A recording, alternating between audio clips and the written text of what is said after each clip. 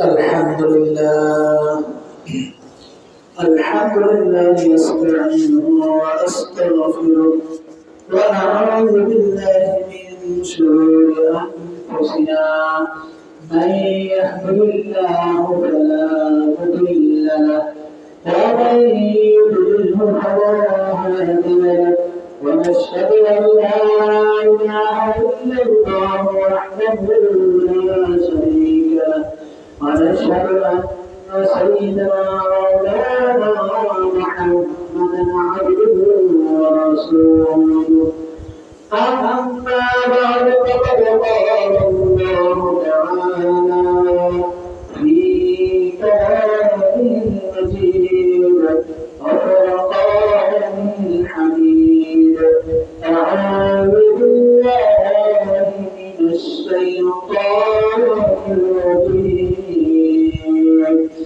يا أيها الذين آمنوا اذكروا الله ذكرا كثيرا وسبحوه بكرة وأصيلا والذي يصلي عليكم وملائكته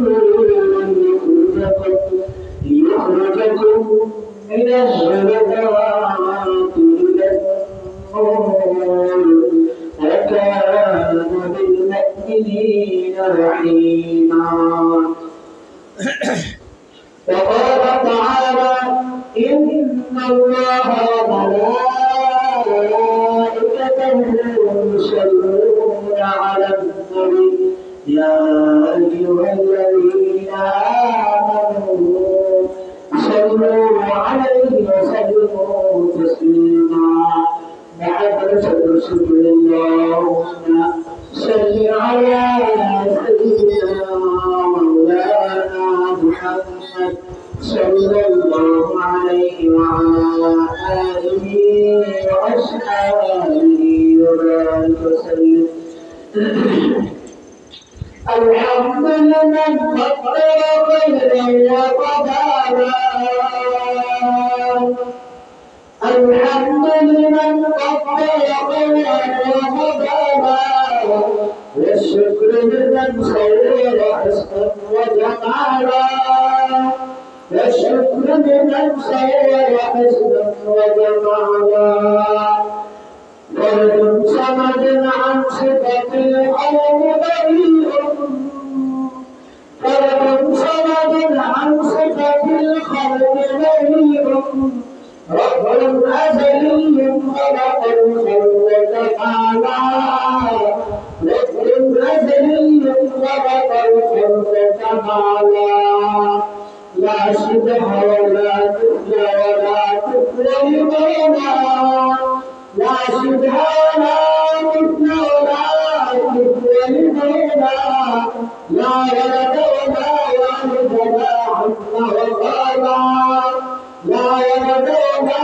والد ولا عم وخالا لا ضد ولا ضد ولا حق بينا لا ضد ولا ضد ولا حق بينا الآن كما كان ولدا وزوالا الآن كما كان ولدا وزوالا يا حاضرين سمعت مسلم الكرام প্রথমে আমরা আল্লাহ তাআলার শুকরিয়া আদায় করি যিনি আজকে এই সাইয়্যিদুল আইয়াদ দিন সময়ের মধ্যে সরকার তথা উত্তর দিন শুকরিয়া দিয়ে জুমার সালাত আদায় করার জন্য আমাদের কাছে আসার তৌফিক দান করেছেন এর জন্য সবাই একবার পরিমাণে শুকরিয়া আদায় করি আলহামদুলিল্লাহ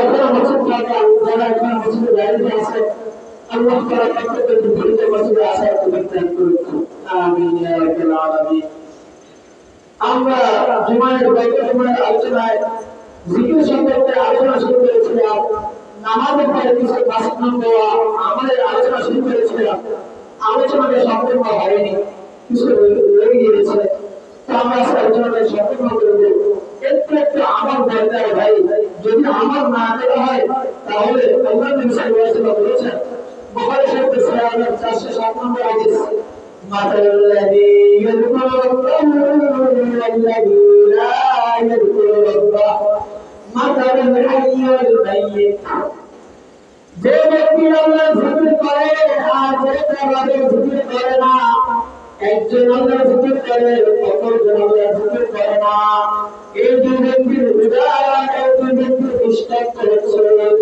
এমন যেন যে আল্লাহর জিকির করে সে হলো জীবিত তার কলবটা জীবিত আর যে আল্লাহর জিকির করে না তার কলবটা মৃত লাশ নাউজুবিল্লাহ।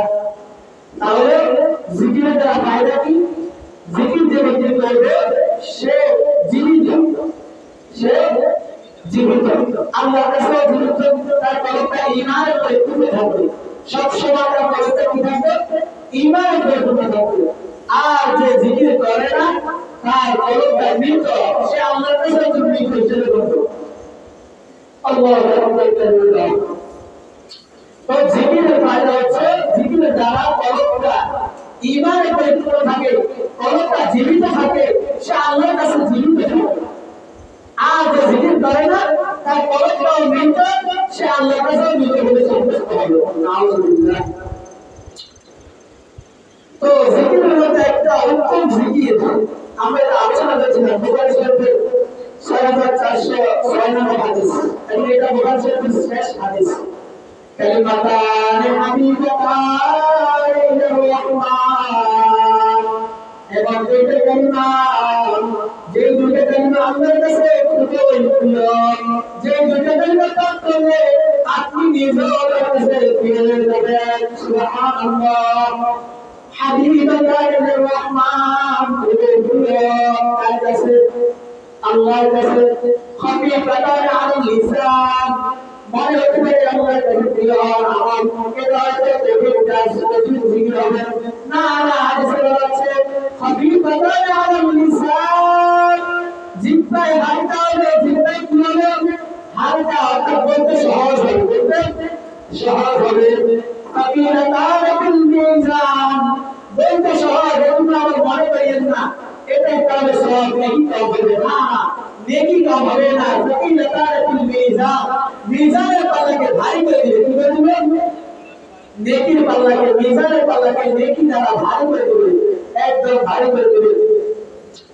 একবার সুবহানাল্লাহি ওয়া বিহামদিহি সুবহানাল্লাহিল আযীম কালিমাটা আছে সুবহানাল্লাহি ওয়া বিহামদিহি সুবহানাল্লাহিল আযীম সুবহানাল্লাহি ওয়া বিহামদিহি সুবহানাল্লাহিল আযীম সুবহানাল্লাহি ওয়া বিহামদিহি সুবহানাল্লাহিল আযীম 100 বার করলে 1000 কি কত নাকি 1000 কি কয়বার করলে 100 বার করলে 1000 কি সুবহানাল্লাহ।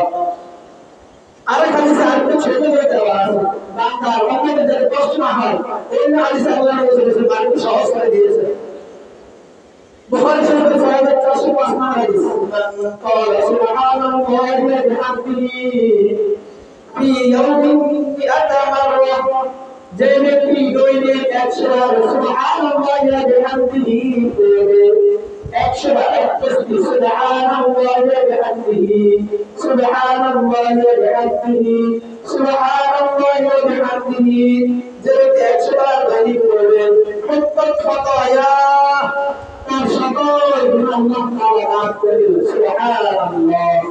فإن كانت مثل زبد البحر সমুদ্রের বেলা পরিমাণ গুনাহ হলেও আল্লাহ তাআলা মাফ করে দিবেন সুবহানাল্লাহ। তাহলে একটা আমল করুন সুবহানাল্লাহি ওয়া বিহামদিহি সুবহানাল্লাহিল আযীম এটা 100 করলে 1000 নাকি এই কালিমাটা আল্লাহর কাছে খুবই প্রিয় বলতে সহজ মিজানের পাল্লাকে ভারী করে দিবে যে ব্যক্তি বেশি বেশি এই কালিমাটাকে পড়বে মিজানের পাল্লা তার হালকা হবে না ইনশাআল্লাহ নেকি দ্বারা আল্লাহ তাআলা মিজানের পাল্লাকে ভারী করে দিবে ইনশাআল্লাহ। আর দ্বিতীয় আমল করা সুবহানাল্লাহি ওয়া বিহামদিহি দৈনিক যদি 100 বার পড়া হয় তাহলে আল্লাহ তাআলা তার যত গুনাহ আছে সবগুলো ক্ষমা করে দিবেন সুবহানাল্লাহ। একেবারে সমুদ্রের পরিমাণ অসংখ্য গুনাহ হলেও আল্লাহ তাআলা মুখ আরেকটা আমল নামাজের পরে 33 বার সুবহানাল্লাহ, 33 বার আলহামদুলিল্লাহ, 33 বার আল্লাহু আকবার।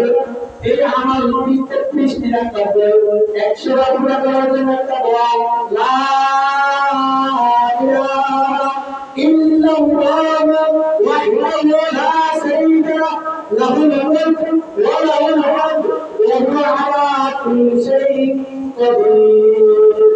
এই দোয়াটা 100 বার করতে করলে ওই দিনের সাথে 100 একবার মিলে 100, এই 100 এর তসবিহ করতে আল্লাহ তাআলা সকল গুনাহকে নিঃশেষ করে দেন সুবহানাল্লাহ।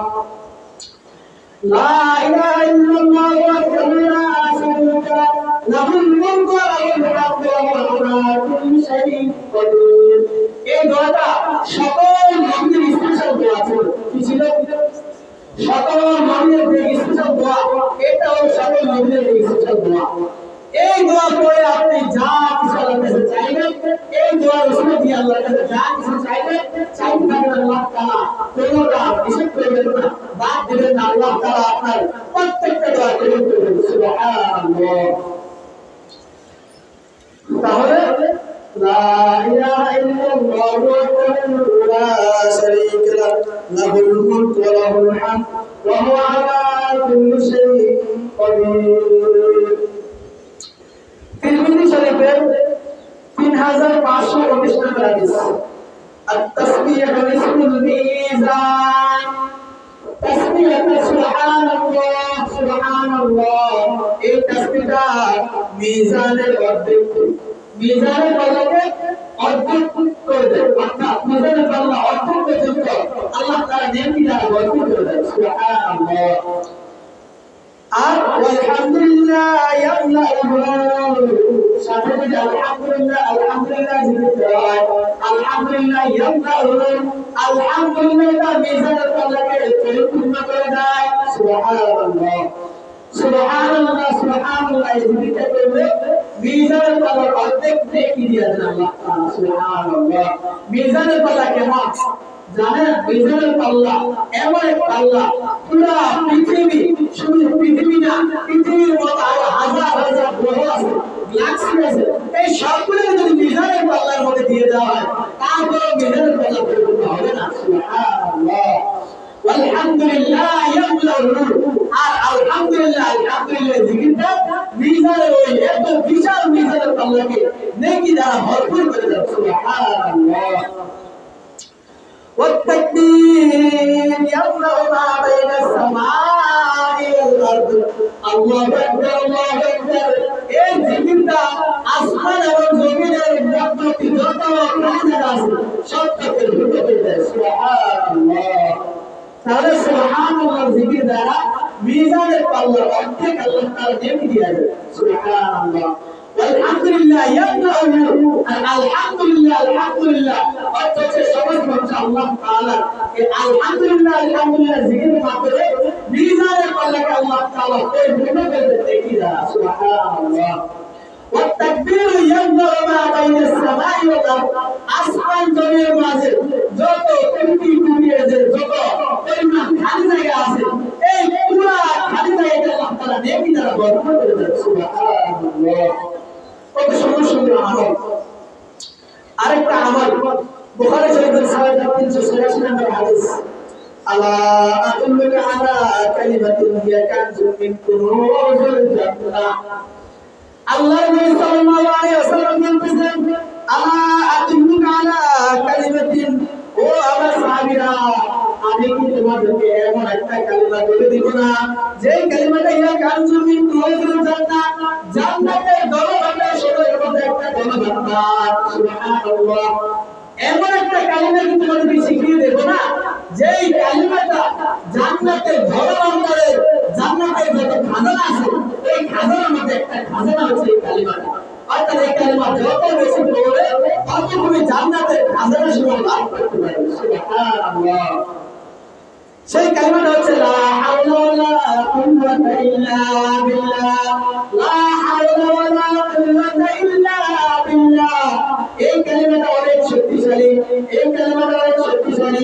আপনার জীবনে যত পেরেশানি আছে এই কালিমা বেশি বেশি পাঠ করেন, আল্লাহ তাআলা আপনার পেরেশানি দূর করে দিবেন। সুবহানাল্লাহ। হাদিসের সরাসরি হাদিস আছে, বাইহাকি শরীফের 119 নম্বর হাদিস। عن أبي هريرة رضي الله تعالى عنه قال قال رسول الله صلى الله عليه وسلم لا حول ولا قوة إلا بالله دواء من 99 داء أيسرها الهم لا حول ولا قوة إلا بالله এই কালিমাটা 99 কত একটা কথা বলেন না, আমি ঘুমাস না আলোচনা করবেন না, শুনবেন না, আমল করা একটু কঠিন হয়ে যাবে। একটু যদি জানেন তাহলে আমল করা সহজ হবে। একটু কথা বলি তাহলে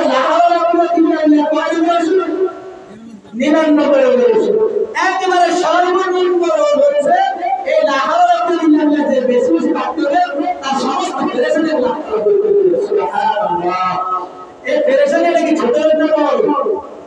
এটা কথা বলে একজন মানুষের সব আছে, টাকা পয়সা ধন দৌলত সব আছে, কিন্তু তার মনের মধ্যে শান্তি নেই, পেরেশানি। এই ব্যক্তি সুখী? বলেন এই ব্যক্তি সুখী? না না, তার টাকা পয়সা সব কিছু গাড়ি বাড়ি সব কিছু ভাঙলেও যদি তার মন শান্তি না থাকে, মনে পেরেশানি থাকে, এই ব্যক্তি যে দুঃখী আর কেউ নেই।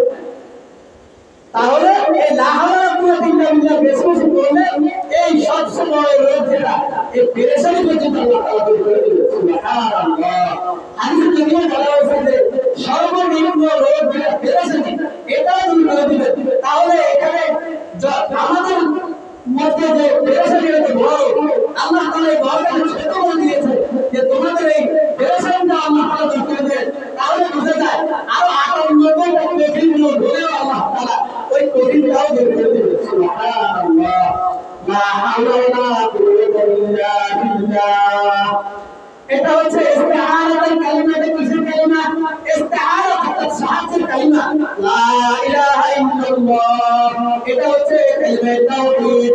অর্থাৎ আমি যে আল্লাহ তাআলাকে আল্লাহ তাআলা একত্বভাবে স্বীকার করতেছি, স্বীকারোক্তি দিচ্ছি আল্লাহ যে এক, তার কোনো শরীক নাই, এটা স্বীকারোক্তি হচ্ছে লা ইলাহা ইল্লাল্লাহ।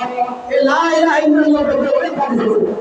যে ব্যক্তি দৈনিক 100 লা ইলাহা ইল্লাল্লাহ বলবে তার মতো নেকি আর কারো হবে না। সুবহানাল্লাহ। মান ক্বালা লা ইলাহা ইল্লাল্লাহ 100 মাররা লাম ইয়াবআসহু আল্লাহু ইয়াওমাল কিয়ামাহ।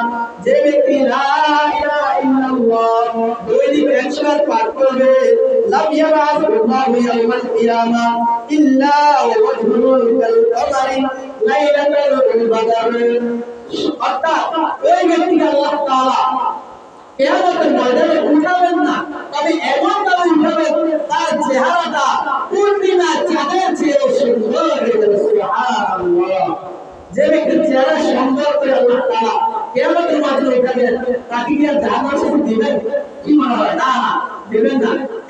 ধরেন একজন ব্যক্তি যখন সে জেলখানা দিকে যায় তখন কিন্তু তার চেহারাটা কালো হয়ে থাকে, তার মনের মধ্যে কষ্ট ভারী হয়ে থাকে, তার চেহারাটাও কালো হয়ে থাকে, কারণ সে কষ্ট করে যাচ্ছে।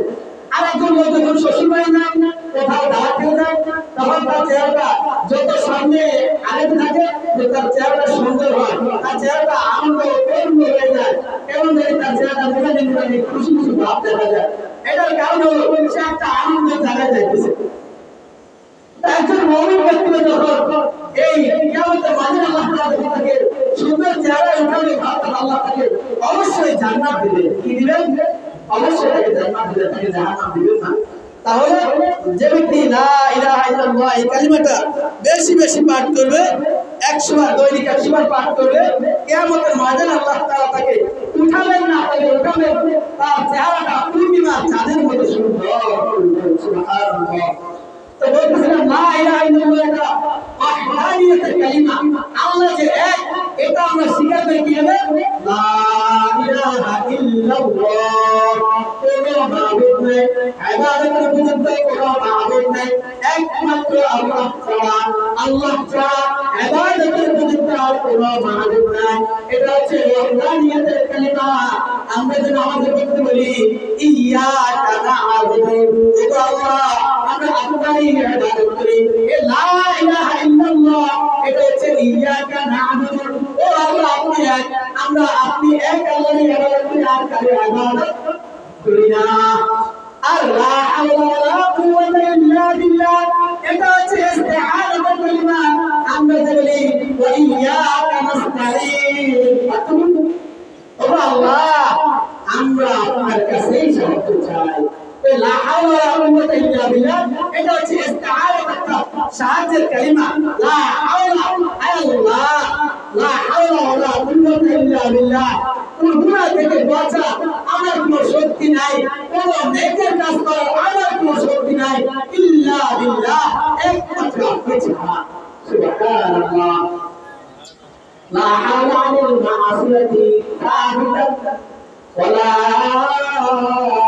তাআতি ওয়ালা কুওয়াতা আন তাআতি ইল্লা বিল্লাহ গুনাহ থেকে বাঁচার কোনো শক্তি নাই এবং কোন নেকের কাজ করার কোনো শক্তি নাই ইল্লা বিল্লাহ তবে যদি একমাত্র আল্লাহ তাআলা শক্তি দেন তাহলেই করা যাবে সুবহানাল্লাহ এ লা হাওলা ওয়ালা কুওয়াতা ইল্লা এত শক্তিশালী আমল আল্লাহ তাআলা